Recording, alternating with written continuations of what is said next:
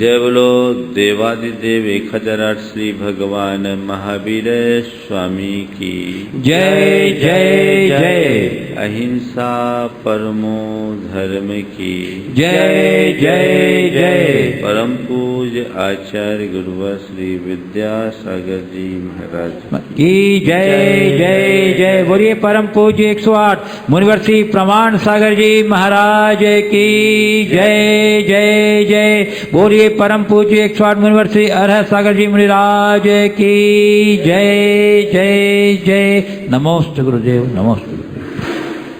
पूरे प्राणी जगत में मनुष्य का सबसे पृथक स्थान है। ऐसा केवल इसलिए कि मनुष्य के पास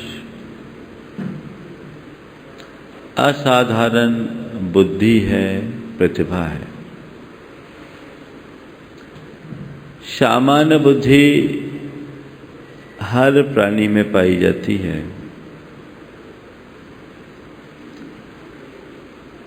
अपना भोजन ढूंढना, अपना घर बनाना और बच्चे पैदा करने की बुद्धि तो पशु पक्षियों में भी है।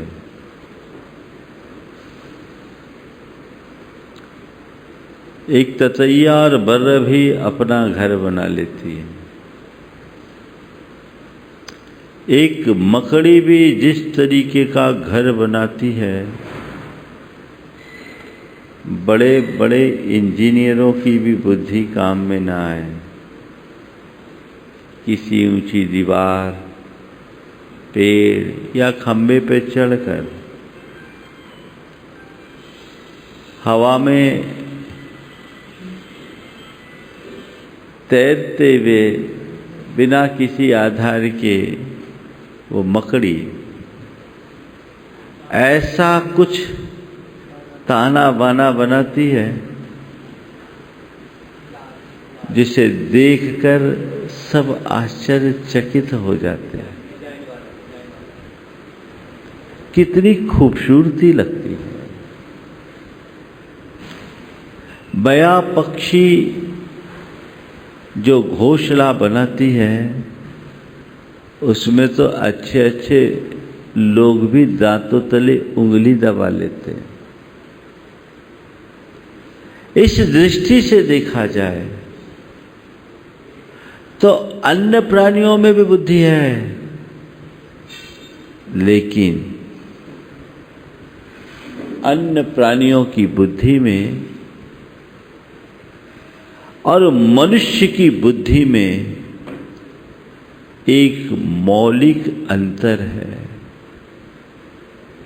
अन्य प्राणियों की बुद्धि केवल वर्तमान तक जुड़ी होती है, पर मनुष्य की बुद्धि बड़ी व्यापक होती है। वो सर्वांगीण दृष्टि से देख करके चलता है और मनुष्य सदैव अपनी व्यापक बुद्धि के बल पर अपने जीवन का विकास करता है। पशु पक्षी केवल अपने जीवन के निर्वाह के लिए आधारभूत व्यवस्थाएं बनाते हैं। उनकी बुद्धि, इतनी बुद्धि उनके पास जन्मजात होती है, पर मनुष्य जीवन के निर्वाह के साथ जीवन के निर्माण और निर्माण ही नहीं, निर्वाण की भी बुद्धि अपने पास रखता है।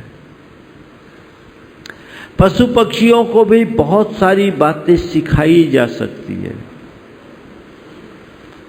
तोतों को भी हम कुछ रटा सकते हैं और सिखा पढ़ा के हाथी घोड़ों को भी हम अपने काम में ले सकते हैं। लेकिन मनुष्य के पास जो बुद्धि है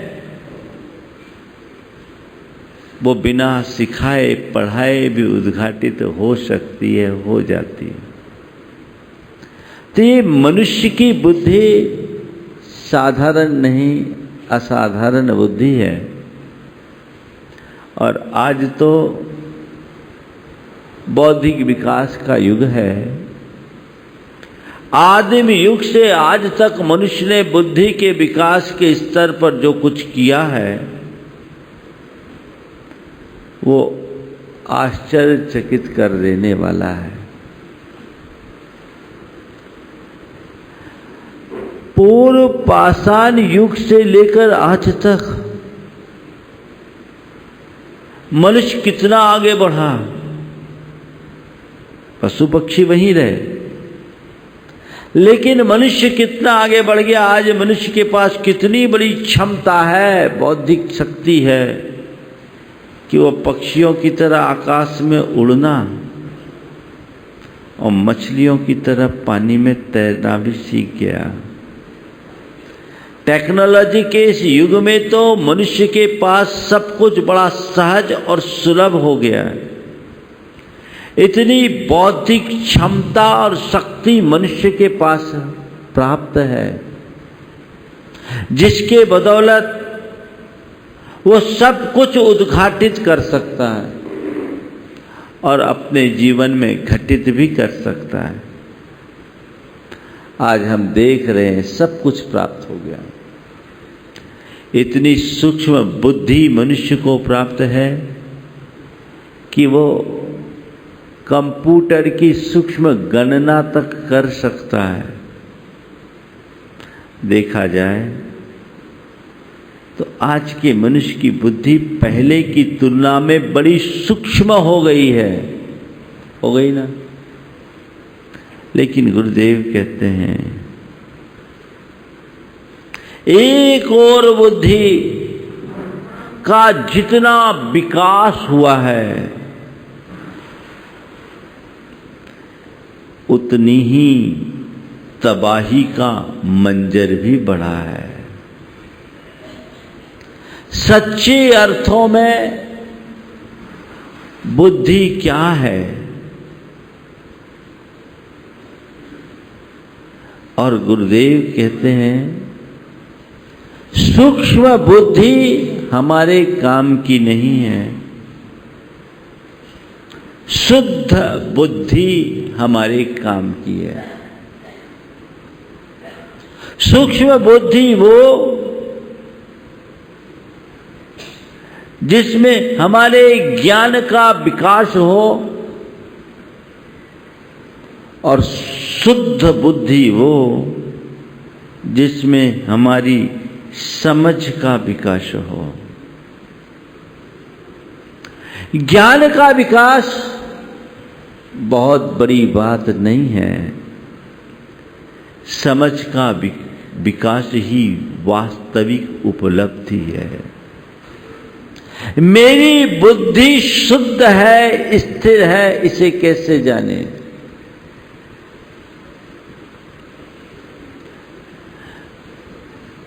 काम की स्थिति में, क्रोध की स्थिति में, लोभ की स्थिति में, भय की स्थिति में, विपत्ति की घड़ी में, प्रलोभन की स्थिति में यदि मेरी बुद्धि नियंत्रित और सही बनी हुई है, भ्रष्ट नहीं हो रही है, तो समझना मेरी बुद्धि शुद्ध है, स्थिर है, मुझ में सही समझ है। और इन घड़ियों में यदि मेरी बुद्धि चलायमान हो जाती है तो वो बुद्धि भ्रष्ट बुद्धि है, अस्थिर बुद्धि है। वो बुद्धि हमारे किसी काम की नहीं है। शुद्ध बुद्धि उपादेय है, जिससे जीवन का उत्थान हो। आज दुनिया में ऐसे लोग बहुत हैं जो खूब पढ़े लिखे हैं, बहुत पढ़े लिखे हैं, जिनके पास बुद्धि बहुत है लेकिन शुद्धि जीरो। सूक्ष्म बुद्धि है शुद्ध बुद्धि नहीं। आज दो हाइकू आपके बीच रख रहा हूं। एक हाइकू है, हम पढ़े लिखे हैं कम, हम पढ़े लिखे हैं अधिक, कम समझदार। हम पढ़े लिखे हैं अधिक, कम समझदार। आज के लोगों के साथ ये बहुत ज्यादा लागू होती है। पढ़े लिखे लोगों का बाहुल्य है, खूब पढ़े लिखे हैं, बड़ी बड़ी डिग्रियां हैं, पर समझदार कितने? ज्ञान तो बढ़ा तुम्हारा, लेकिन उसमें स्थिरता कितनी? सूक्ष्म बुद्धि तो तुमने पाली, पर शुद्धि कितनी? ज्ञान से ऊंचा स्थान समझदारी को है, जो अनुभव से प्रसूत होती है। मेरी समझ सही होनी चाहिए। समझ क्या है? कर्तव्य अकर्तव्य है उपादेय की, धर्म अधर्म की, करनी अकरनी के विवेक का नाम ही समझ है। कितने लोग हैं? 3 प्रकार की बुद्धि शास्त्रों में बताइए। सात्विक बुद्धि, तामसिक बुद्धि और राजसी बुद्धि। सात्विक, राजसी और तामसी। सात्विक बुद्धि क्या है? जिसे धर्म अधर्म का, करनी अकरनी का, कर्तव्य अकर्तव्य का, पाप पुण्य का भेद समझ में आता हो, वो बुद्धि सात्विक बुद्धि की श्रेणी में आती है। कब क्या करना क्या नहीं करना ये समझ हो, ये सात्विक बुद्धि है। तामसिक बुद्धि, राजसी बुद्धि, जिसे कर्तव्य कर्तव्य धर्म अधर्म का कोई भेद समझ में ना आए, वह राजसी बुद्धि है। और तामसी बुद्धि जो अधर्म को धर्म और अकर्तव्य को कर्तव्य बताए, उल्टी चाल चले, ये तीनों प्रकार की बुद्धि है। मैं अपना स्थान यदि समझदार लोगों के मध्य बनाना चाहता हूं, तो मुझे मेरी बुद्धि को परखना होगा। मेरी बुद्धि कैसी है? यदि सात्विक बुद्धि है तो समझना मेरे अंदर के विवेक की ज्योति जगी है, और तब मैं समझदार व्यक्तियों की श्रेणी में आने का अधिकारी हो सकता हूं। और यदि ऐसा नहीं है तो मैं कहने को चाहे कितना भी होशियार कहलाऊं, चाहे मेरे साथ कितनी बड़ी बड़ी डिग्रियां क्यों ना हो, मैं पढ़ा लिखा भले हो जाऊं पर समझदार नहीं। आजकल के पढ़े लिखों का हाल क्या होता है बताऊं? एक आदमी एक गांव में गया और पूछा, जैन साहब हैं? जैन साहब इसी गांव में रहते हैं? एक ने कहा हाँ। फिर पूछा क्यों जी, जैन साहब इसी मोहल्ले में रहते हैं? उसने कहा हाँ। फिर आगे बढ़ा, बोला क्यों साहब, जैन साहब इसी गली में रहते हैं? एक ने कहा हाँ। फिर आगे बढ़ा, क्या जैन साहब का यही मकान है? बोला हाँ। अब चक्कर में पड़ गया, कोई हाँ बोल रहा है, कोई हाँ बोल रहा है, कोई हाँ बोल रहा है, हाँ बोल रहा है। जैन साहब से मिला, जी आपके गांव में ये अलग अलग भाषा क्यों? कोई हाँ बोलता है, कोई हाँ बोलता है। बोले अजीब बात, ऐसी हमारे गांव में दो तरह के लोग हैं, कुछ पढ़े लिखे, कुछ अपढ़। जो पढ़े लिखे हैं वो हाँ बोलते हैं, और जो अपढ़ हैं वो हाँ बोलते हैं। जो पढ़े लिखे हैं वो हाँ बोलते हैं, और जो अपढ़ है वो हाँ बोलते हैं। तो उनने कहा मतलब आप पढ़े लिखे हैं? उसने कहा हाँ। आप पढ़े लिखे हैं? उसने कह दिया हाँ। ये पढ़े लिखों का की समझदारी का उदाहरण है। आज देखने में आता यह है कि लोग बातें तो पढ़े लिखों की करते हैं, पर व्यवहार पागलों जैसा। ये समझदारों का पागलपन बड़ा विचित्र है। सब कुछ जानते समझते हुए भी लोग उल्टी राह चलते हैं। एक एक्टर अगर फटा कपड़ा पहन ले, सारी पीढ़ियां फटा कपड़ा पहन रही हैं। ये कौन सी समझ?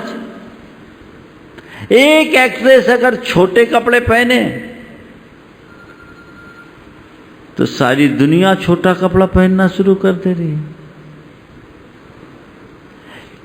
सवाल केवल ये कि आखिर ऐसा क्यों?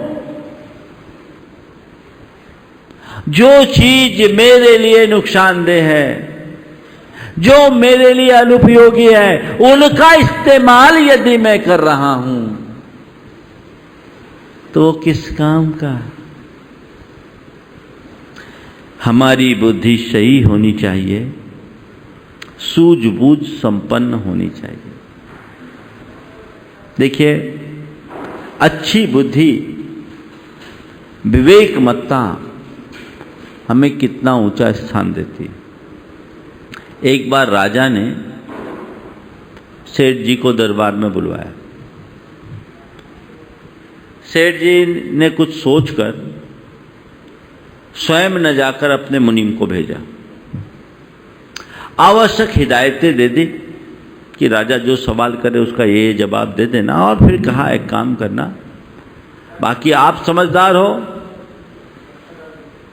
जो आपको उस समय उचित लगे वैसा उत्तर दे देना।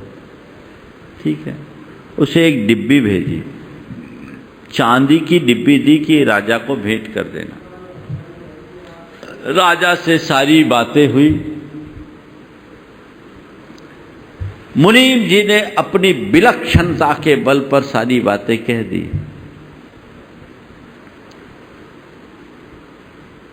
कहने के उपरांत वो डिब्बी राजा को भेंट की कि सेठ साहब ने ये डिब्बी आपको देखी। जैसी डिब्बी खोली उसमें आदमी के बाल थे। राजा आग बबूला, मुनीम पर भी और सेठ पर भी। ये क्या तरीका है? मुनीम ने कहा, महाराज नाराज मत होइए, ये सिद्ध योगी के बाल हैं जिसे सेठ जी को हिमालय की योगी ने दिए। ये सिद्ध योगी के बाल हैं, हिमालय के किसी योगी ने दिए थे। ये सेठ जी ने आपके लिए भेजा है। इस डिब्बी के रहने तक आपके इस राज्य में कोई अशुभ अमंगल नहीं होगा। राजा ने डिब्बी बंद की, माथे पे लगाया, बहुत बहुत आभार। ये क्या है? यह है सही बुद्धि का कमाल, यह है सही समझ। चाहे व्यवहारिक जीवन हो या आध्यात्मिक क्षेत्र है, जब तक बुद्धि के साथ शुद्धि नहीं होगी, विशुद्धि नहीं बढ़ेगी, सिद्धि नहीं मिलेगी। आज का मुख्य हाइकू, एक हाइकू का अंश तो मैंने आपको सुनाया था। हम पढ़े लिखे हैं कम, पढ़े लिखे हैं अधिक, कम समझदार। पढ़े लिखे हैं अधिक, कम समझदार। ये गुरुदेव का हाइकू है। पर आज जो मैं मुख्य रूप से आपके बीच कहना चाह रहा था, अशुद्धि मिटे, बुद्धि की वृद्धि न हो, विशुद्धि बढ़े। अशुद्धि मिटे, बुद्धि की वृद्धि न हो, विशुद्धि बढ़े। अंदर की अशुद्धि मिटनी चाहिए। बुद्धि बढ़े न बढ़े उसकी चिंता नहीं हो। आज लोग बौद्धिक विकास के लिए कटिबद्ध हैं, एकदम डेप्थ में जाना चाहते हैं, गहराई में उतरना चाहते हैं, सूक्ष्म से सूक्ष्म ज्ञान और विश्लेषण पाना चाहते हैं। बहुत अच्छी बात है, मुझे उससे कोई ऐतराज नहीं है। खूब सूक्ष्म हो, पर ध्यान केवल ये रखना है कि सूक्ष्म बुद्धि काम की नहीं होती, शुद्ध बुद्धि काम की होती है। आजकल दुर्बुद्धि ज्यादा है, उल्टे कार्यों में लोग अपनी बुद्धि का ज्यादा प्रयोग करते हैं। आजकल एक बात, एक शब्द बहुत चल पड़ा है, इंटेलेक्चुअल क्राइम। जैसे आर्टिफिशियल इंटेलिजेंस की बात आ रही है, इसको लेकर के भी लोग बहुत सशंकित हैं। पर इंटेलेक्चुअल क्राइम बहुत बढ़ रहा है। किनमें? आज जो अपराध है, तुलनात्मक रूप से देखा जाए तो अपढ़ लोगों की तुलना में पढ़े लिखे लोगों के द्वारा ज्यादा हो रहा है। और अपढ़ लोगों के द्वारा किया गया जो अपराध होता है वो बहुत गहरा नहीं होता। पढ़े लिखे लोग जो अपराध करते हैं वो बड़ा भयानक हो जाता है। वर्ल्ड ट्रेड सेंटर पर जो अटैक हुआ था वो पढ़े लिखों का था कि अपढ़ों का? पढ़े लिखे ना। बुद्धि तो बढ़ी पर शुद्धि नहीं। परिणाम सबके सामने है, परिणाम सामने है। क्योंकि जब ज्यादा पढ़ लिख जाते हैं तो व्यवहारिक जीवन में भी ईगो बढ़ता है। केवल बुद्धि बढ़ेगी तो अभिमान बढ़ेगा, और शुद्धि बढ़ेगी तो नम्रता आएगी। अभिमान घटना चाहिए, नम्रता बढ़नी चाहिए। जीवन में यही एक सार्थक उपलब्धि है। ये बुद्धि धरी रह जाती, किसी काम की नहीं रहती। प्रैक्टिकल दृष्टि से अगर देखा जाए तो हमें उनका प्रयोग करना आवश्यक होता है। एक बार ऐसा हुआ, एक प्रोफेसर, जो प्रोफेसर होने के साथ साथ पंडित भी था, नाव से यात्रा कर रहा था। नाविक गैर पढ़ा लिखा था, प्रोफेसर साहब पीएचडी थे, विद्वान थे, नाव में और कोई नहीं था। अब उनके अंदर का ज्ञान कुलबुलाने लगा। उसने नाविक से पूछा, क्यों जी, तुमने इतिहास पढ़ा है? हजूर, हम तो इतिहास कुछ नहीं जानते। अरे तेरी 4 आना जिंदगी गई। ठीक है। फिर पूछा, तूने विज्ञान पढ़ा है? बोले हुजूर, ये विज्ञान का हो तो हम तो नहीं जानते। तेरी 8 आना जिंदगी गई। बात चल ही रही थी, अचानक भंवर उठी, नाव का संतुलन डगमगाने लगा। नाविक ने पूछा, हजूर आपको तैरना आता है? हजूर आपको तैरना आता है? उसने कहा, नहीं तो संभालो, आपको आपकी 16 आना गई। और नाविक ने छलांग लगाई, तैरकर पार हो गया। वो तर गया, ये बातों में ही रह गया, कोई काम में नहीं आती ये बातें, ये ज्ञान यहीं धरा रह जाता है। तो बुद्धि के साथ शुद्धि जरूरी है। वो अंदर की समझ से हो। बाकी तो आजकल के पढ़े लिखों का हिसाब ही अलग होता है।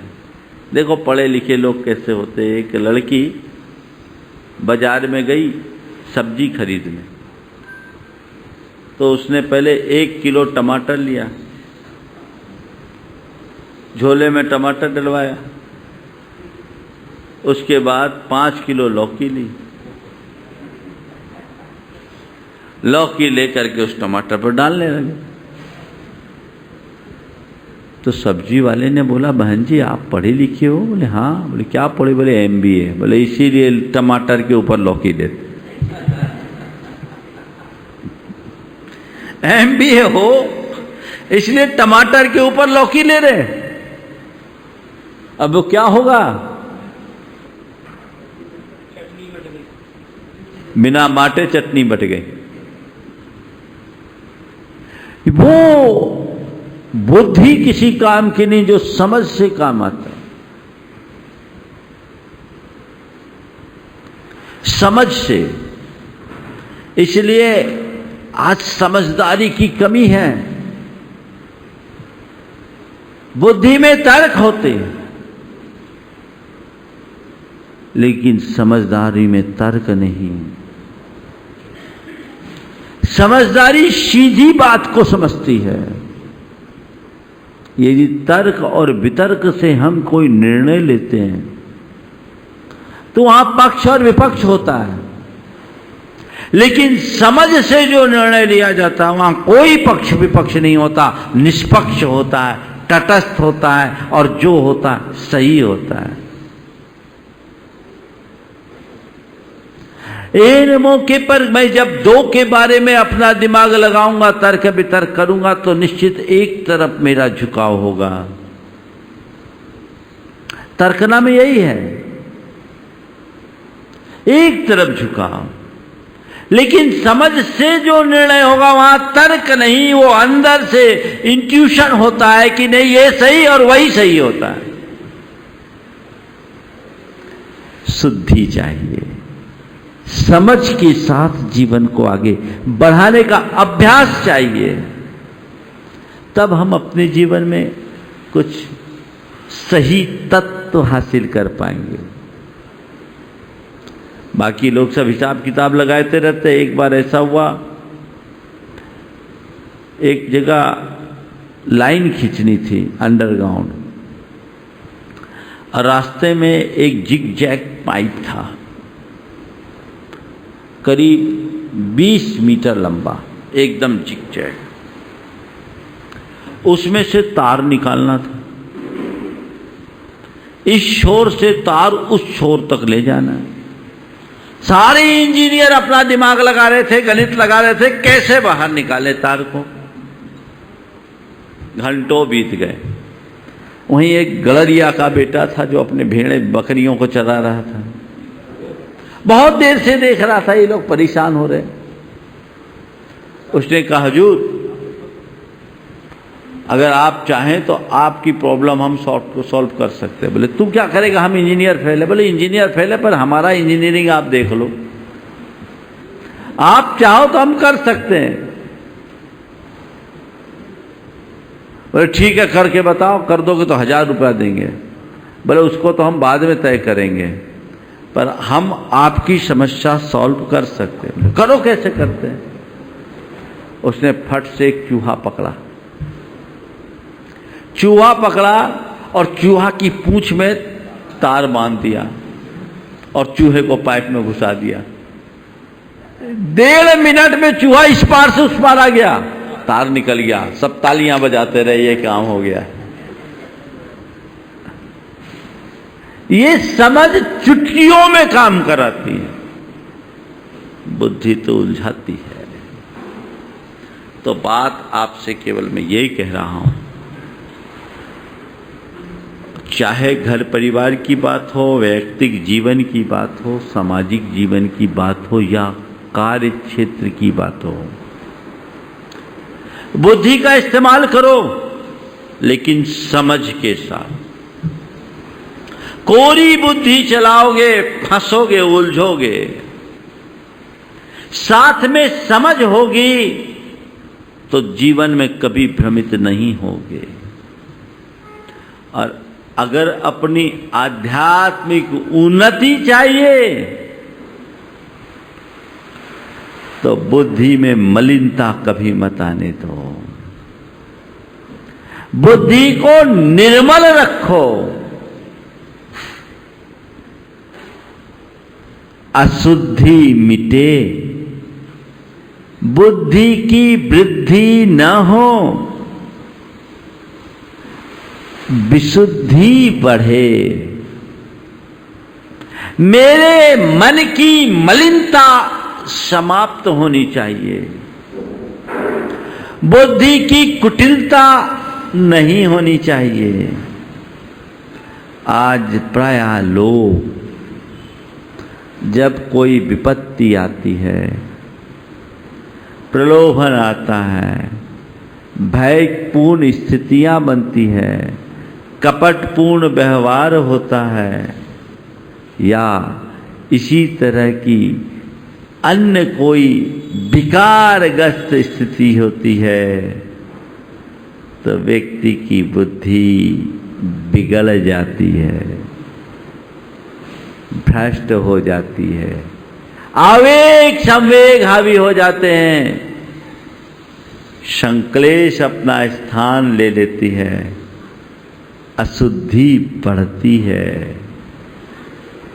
कि ये अशुद्धि मिटनी चाहिए, यहां तुम्हारी बुद्धि पर नियंत्रण होना चाहिए, जो शुद्ध बुद्धि का प्रमाण हो। चाहे जो भी स्थिति हो, मुझे अपनी बुद्धि को स्थिर रखना है, डगमगाने नहीं देना है। मेरी मर्यादा खंडित नहीं होनी चाहिए, मैं जहां का तहां रहूं, ये स्थिति अंदर होनी चाहिए।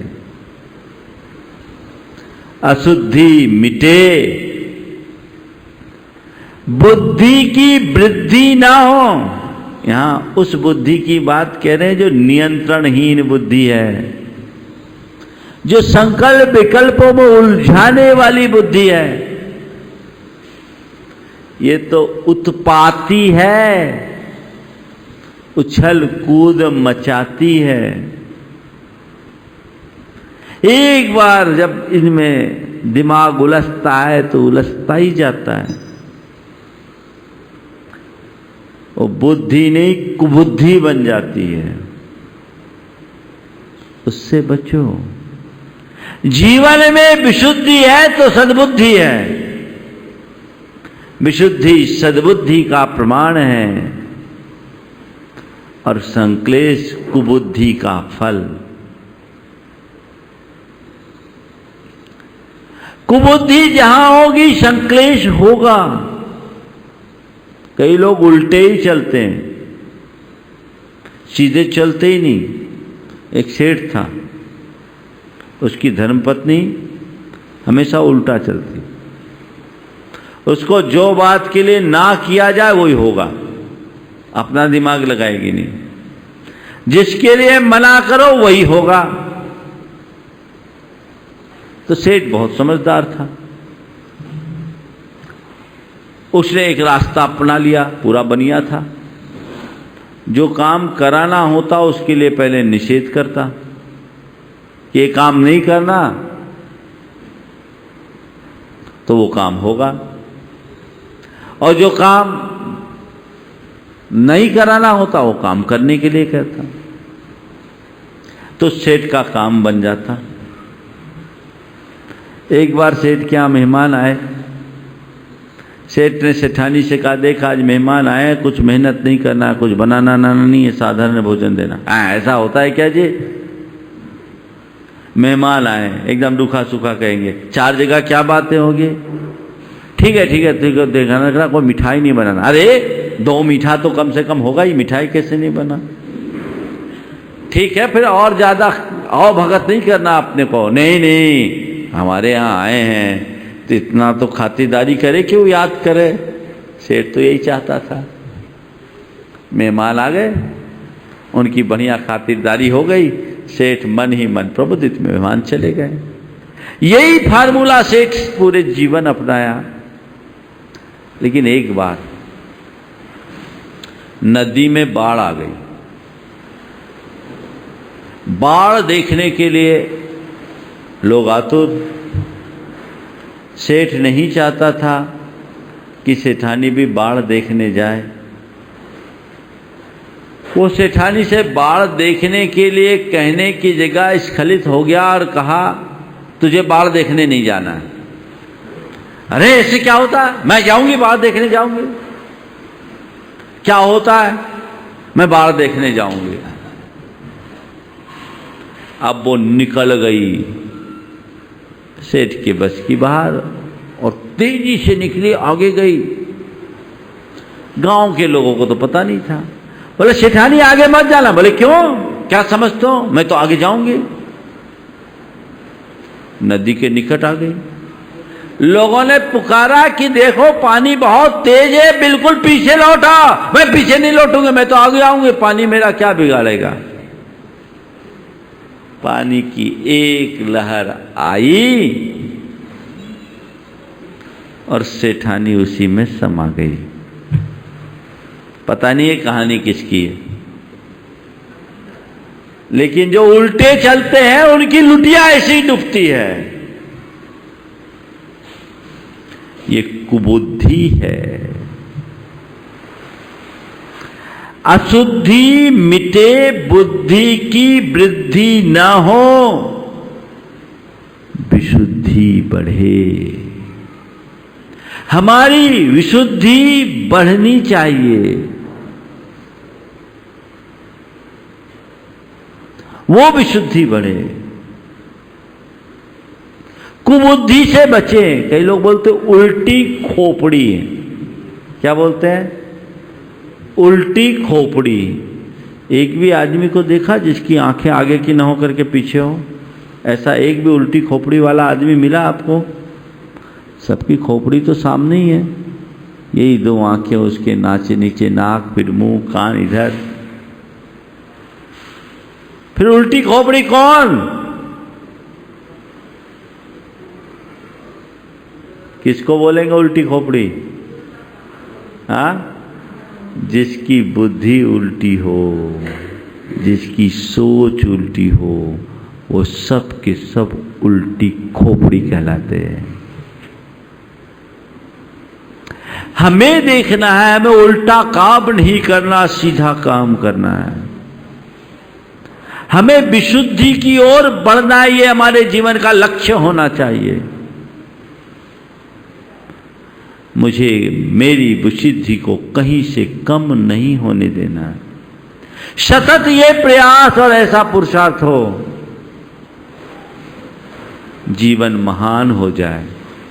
हम अपने जीवन को बहुत आगे बढ़ा सकते हैं, उसी के बल पर हम सफल और सार्थक हो सकते हैं।